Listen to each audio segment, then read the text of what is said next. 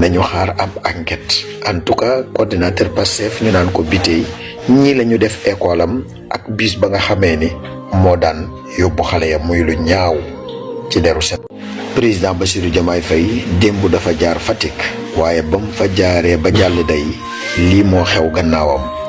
coordinateur Pastef bi wuyoo Cheikh Biteye yoroon école privée ñii la ñu def école am dañ koo lakk taal ko ay vers 3 heures jàpp 4 heures du matin.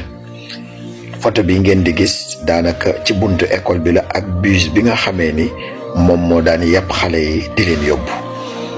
mu nekk lu ñaaw a ñaaw loo xam ni duñu wax ne diwa ko def de wala waa diwa ko def waaye ñun ñëpp xam nañ ne sunu xel dana ñaaw.